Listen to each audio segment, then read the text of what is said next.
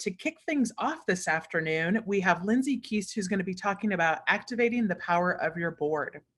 Lindsay is the Arts Program Coordinator and Board Administrator for the Iowa Arts Council, a division of the Iowa Department of Cultural Affairs. In her current role, Lindsay manages communications for all Iowa Arts Council programs and oversees 3 boards of directors and trustees.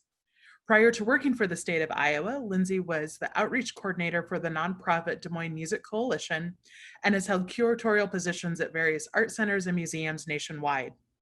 Lindsay graduated from the University of Oregon with a master's in art history and a master's certificate in museum studies. Lindsay. Good afternoon, everyone, and thank you, Susan, for the introduction. Give me one moment here while I share my screen.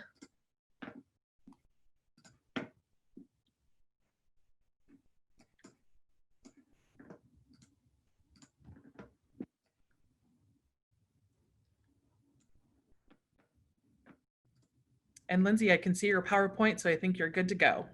Great, thank you so much. Again, thank you, Susan, for the introduction, and thank you all for joining us for the last session of the Preserve Iowa Summit. I'd like to welcome you all to the first portion of this lightning round titled Activating the Power of Your Board. As Susan mentioned, my name is Lindsay Keast, and I have managed both nonprofit and government boards of directors and committees, currently administrating 3 boards for the state of Iowa through the Department of Cultural Affairs.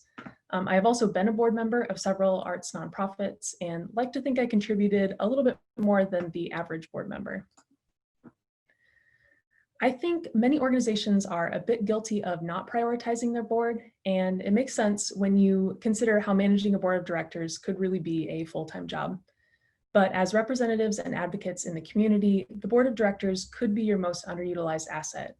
The goal for this lightning session is to equip board managers and administrators with a few tools to make your board members more active, engaged, and most importantly, effective in carrying out the organization's mission. Due to the fast-paced nature of this presentation, I'll touch on just some of the tools I feel are the most important to have in your kit, and I'll focus on tactics that take little staff time or money to implement, but will have the most impact in the long run.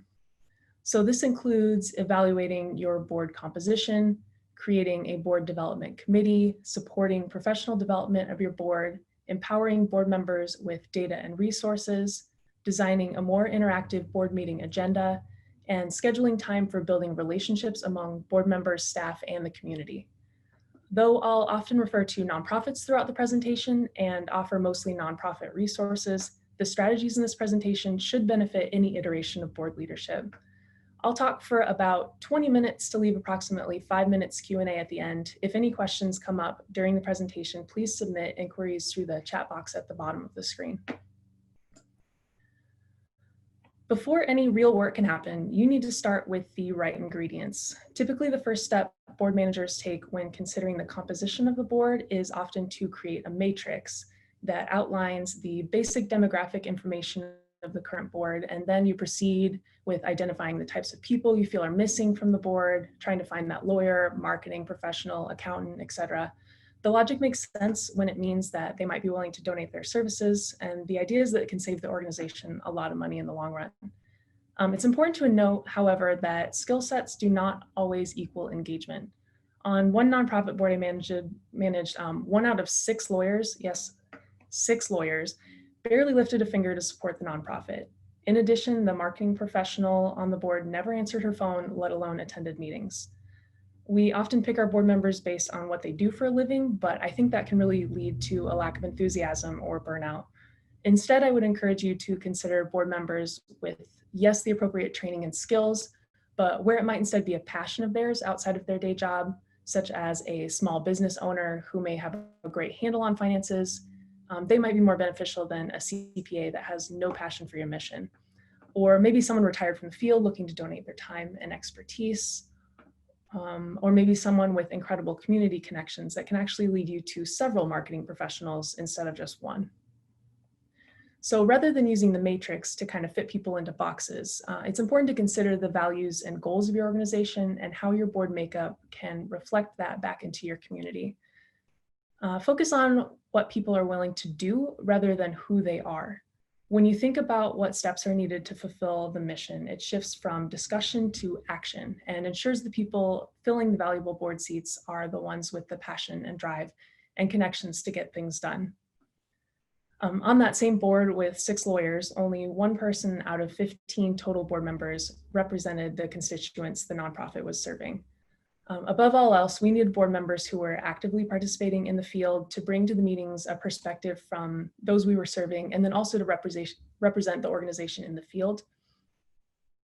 So it can give your organization a lot more transparency and credibility if your board members are actively engaged in the community you're serving. Because of the disconnect between our board and our constituents, our organization was not necessarily respected in the field and was often thought of as kind of meddling where we didn't belong.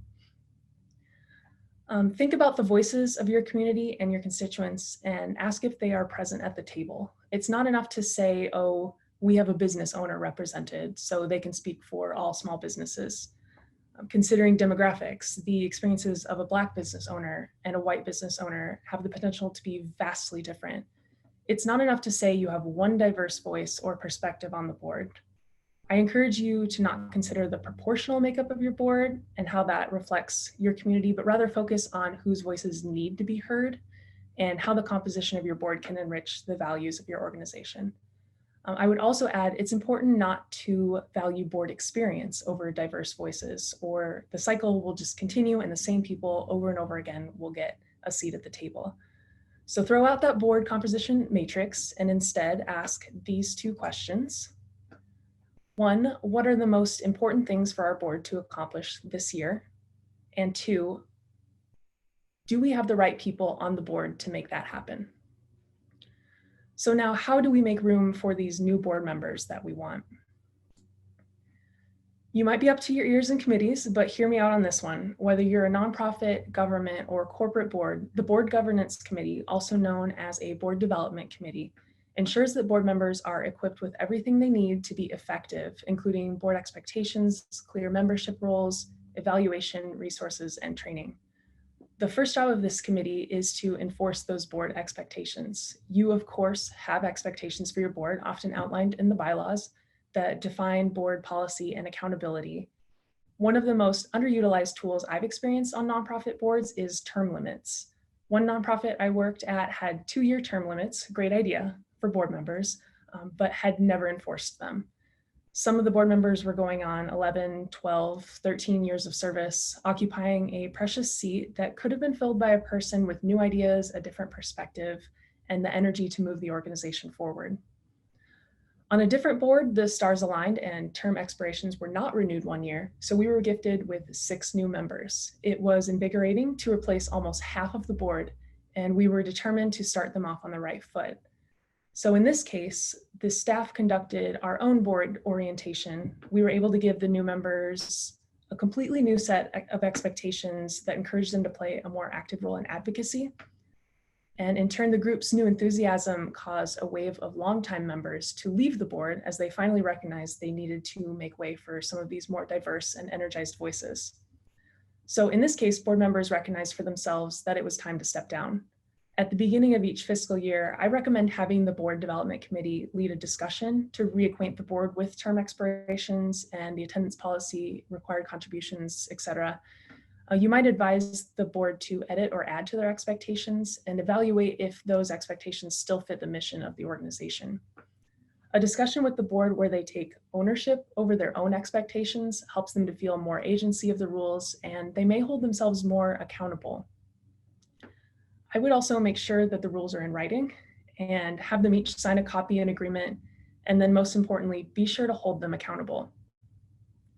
And it's not the end either. Maybe you have a favorite board member whose term is expiring. They don't necessarily need to cut their ties with the organization. As they consider stepping off the board, take some time to brainstorm with them ways they can still contribute, such as volunteering time at an event, continuing to donate to your organization, or by creating meaningful connections in the community. Do you still need to get rid of a board member before their term ends? But it seems like they're following the attendance policy and meet the basic expectations, but they still are kind of taking that board seat that you wish was filled by maybe a more diverse voice. The second job of this committee can be charged with defining clear roles for your board members based on your organization's objectives and goals. So think back to aligning your board composition and ask yourself what needs to be accomplished in the next year. Brainstorm how your current or new board members can help accomplish those goals. I always think of these kind of as job descriptions. So defining clear roles for each board member helps them navigate their position on the board, charges them with ownership over tasks or goals that align with that position, and gives them clear direction on what the organization needs them to accomplish. If a board member doesn't seem to be accomplishing or fulfilling a clear role in the organization, that gives you a great conversation starter to ask them what they need to do their job better. To give board members visibility and ownership in each of their defined roles, consider encouraging them to attend community events as a representative of your organization, or work one of your own events to actually see the mission in action. You might also invite them to meetings with stakeholders or relevant staff meetings if applicable. You can make these additional duties part of the board expectations when appropriate. One tactic I found that works really well is to print name tags for board members to wear while attending events in the community. I've actually caught many board members in the wild wearing their name tags very proudly.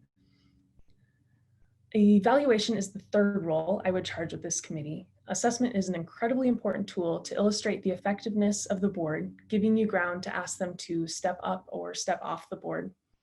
Many organizations implement a board self-assessment every 2 years to hold them accountable, determine if goals are accomplished, and kind of chart a course for the next 2 years. There are various self-assessments for boards online that are free of charge, such as the nonprofit board self-assessment tool from McKinsey & Company, or a sample evaluation from BoardSource. Just a quick search online will pull up quite a few. You might want to consider both an assessment of the board as a whole and individual board member evaluations. The fourth role of your board development committee could be recruitment. Some organizations have a nomination committee that keeps a running list. Through intentional recruiting, a board development committee's outsight into the community could be an incredibly useful resource to find people excited to help you meet specific goals. You might also look into nonprofit matchmaking services, such as United Way's Leadership Link, which connects people interested in serving on boards with the nonprofits that are looking to fill board positions. As you bring on new board members, any new recruitments should be onboarded with an orientation that introduces them to your organizational goals, clearly defines the roles they will play on the board, and sets the tone and expectations of the organization. You may charge your board chair or board development committee with leading the orientation, or consider leading it yourself if you're looking to lead change in the organization with the new members. Another important role of the board development committee is ensuring the board has the resources and training it needs to effectively do its job. As I mentioned earlier, if you overvalue past board experience, then the makeup of boards becomes a little bit incestuous. So instead, prioritize board members for what they are willing to do rather than who they are, and ask yourself, what skills do they need to accomplish what we've asked them to do? Whether it's reading and understanding financial statements, preparing your board for industry change, advocacy or leadership training, or another essential function, encourage your board to seek professional development to enhance current skills or learn new ones. This doesn't have to cost you money either. There are tons of free resources online via BoardSource or the National Council of Nonprofits or more that can train your board effectively. Have your board keep an eye out for scholarships to conferences, podcasts, webinars, or check out books at libraries or your local community foundation, and require them to do either homework to contribute effectively to the board. Especially now with the transition to virtual platforms, more free resources are available than ever. The Iowa Arts Council even has capacity building grants for nonprofits for operational expenses, which includes investing in professional development. Regarding free resources, BoardSource is my #1 go-to, and hopefully you're all familiar. The site breaks board development into particular topics like strategy and planning, fundraising, advocacy and ambassadorship, assessment, and more. Each are packed with free resources for developing your or your board members' skills in those areas. There are also a lot of paid resources through BoardSource. They also coordinate the standforyourmission.org, a campaign which focuses on developing a board's skills specifically in advocacy.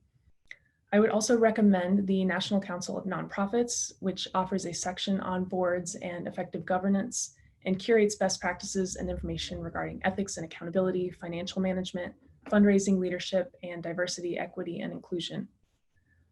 The Center for Nonprofit Excellence has similar resources with many free, some paid online learning opportunities. And one of my other favorite resources is Wild Apricot that curates webinars, articles, and blogs, and even has a section that they call a complete guide on how to build an effective nonprofit board.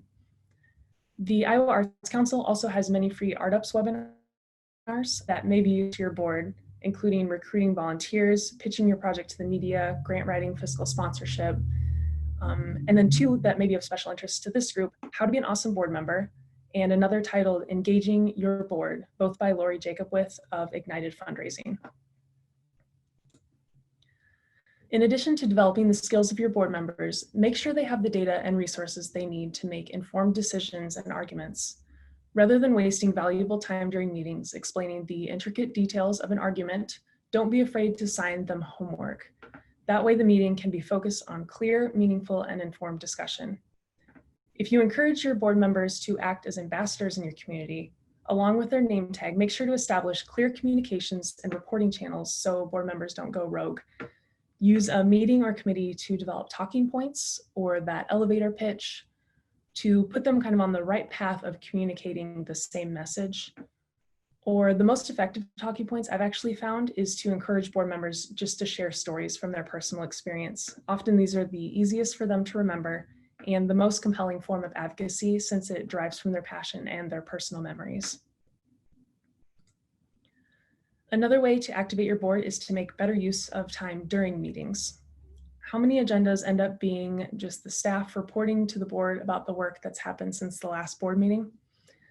All of this information, including committee updates, can be sent to the board to review in advance of the meeting.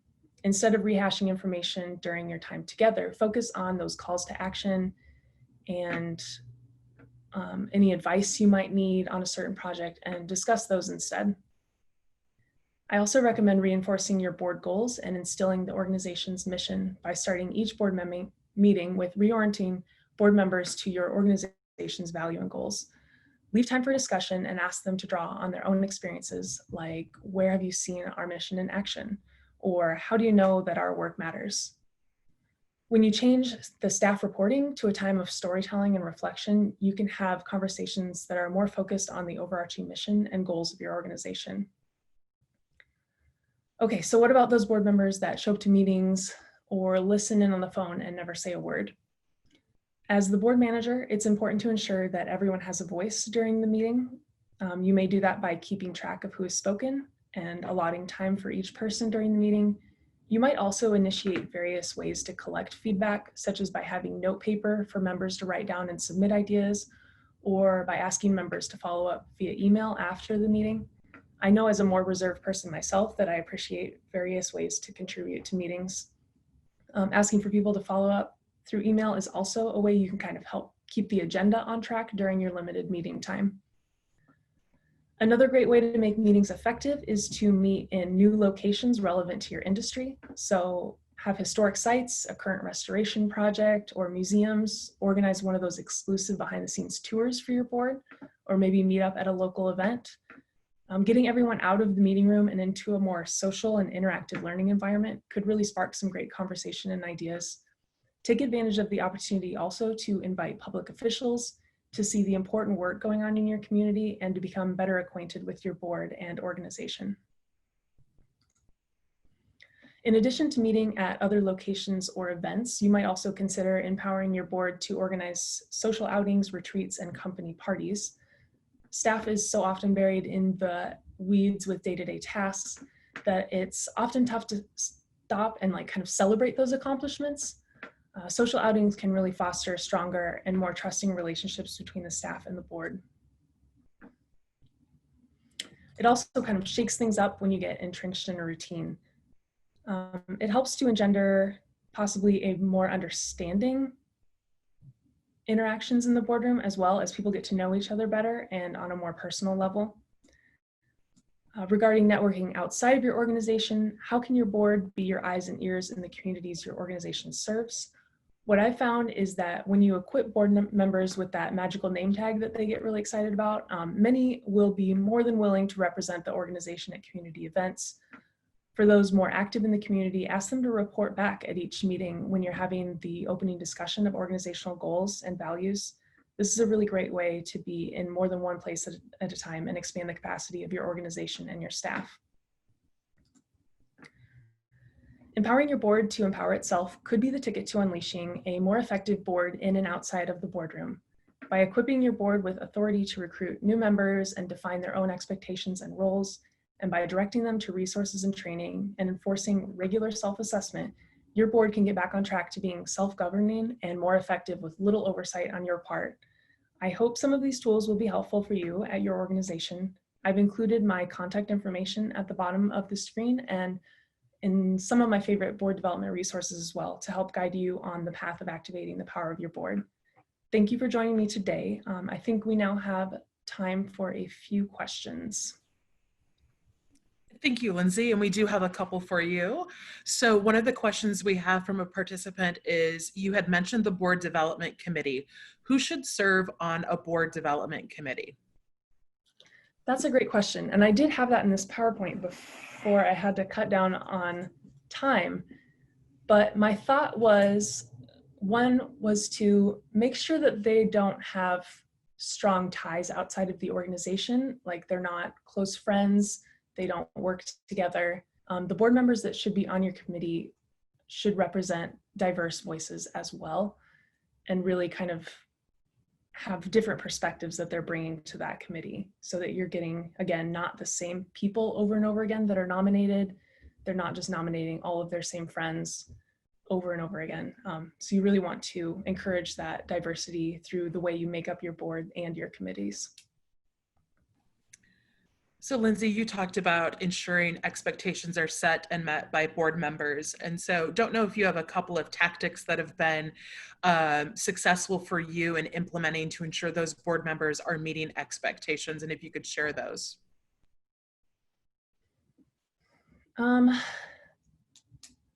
Some of the simplest ones on our current board that I mentioned during the presentation as well are the board terms being huge in kind of activating that turnover of your board and making sure that there are fresh ideas there. A lot of those are in the bylaws or already set for you. I think the challenge is when you have not been implementing board terms and you just let board members keep rolling over and reappointing them each term. How do you then come in and enforce those? So my idea would be that if you don't have a board development committee already, once you put them in place and you start reviewing these board terms and expirations and expectations overall in general each year, then you can say, we're going to start enforcing these, like, heads up, over the next year. This is really important that we find that you're engaged in your board and that you're attending these meetings and that we're getting new voices on the board, sort of thing. So just give them a heads up and let them know that you will be following the rules from here on out. And I think by putting that board development committee in place, it actually puts the power back into their hands. So they feel like they're making some of those rules themselves and then are enforcing them themselves. I don't know if I answered that question, but hopefully I did. I think you did. And so we actually have, this should be an easy question. Someone would like to know, what are the boards at the Iowa Arts Council that you currently manage? Oh boy. Okay. So there is the Iowa Arts Council Board of Directors. There is the Iowa Great Places Citizens Advisory Board. And then there is the Board of Trustees for the Cultural Trust. And that one's been a little bit inactive for a while. So I've been really focused on the other two. So we have a couple of questions about board makeup and matrix.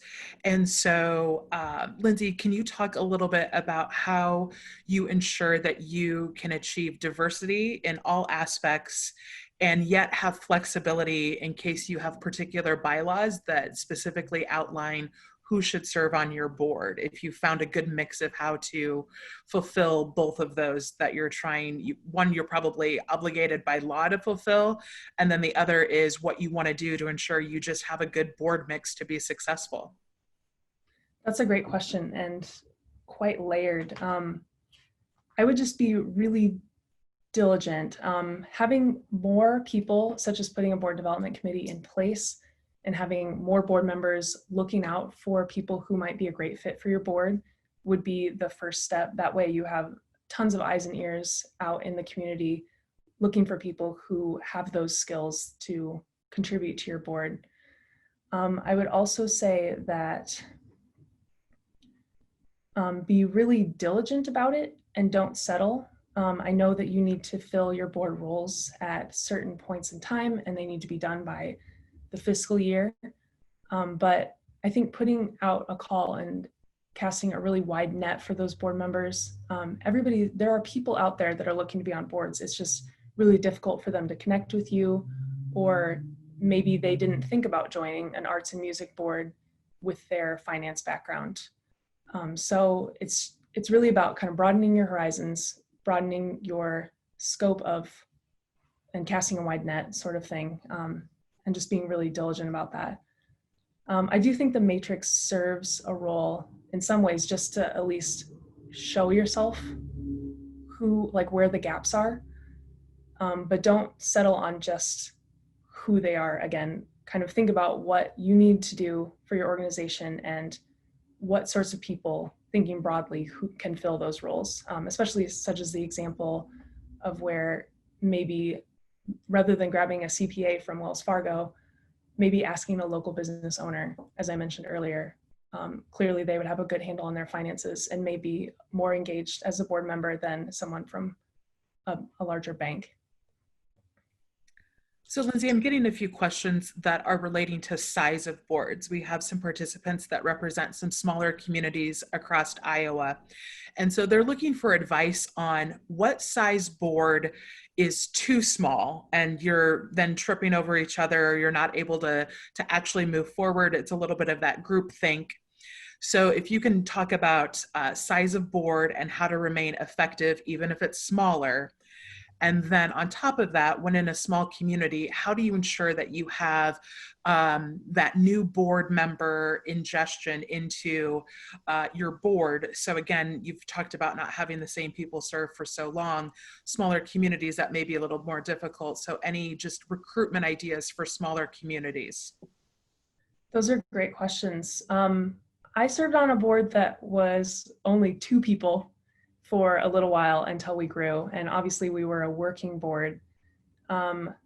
So it was me and a friend, and we were starting up a nonprofit at the time and appointed ourselves the board of directors and really thought about who in our community needed a seat at the table to contribute appropriately to our discussions and to really give us insight on the constituents that we were serving. So I think even with a small board, our goal was to get to 4 or 5 people, being super strategic about who you're bringing on the board.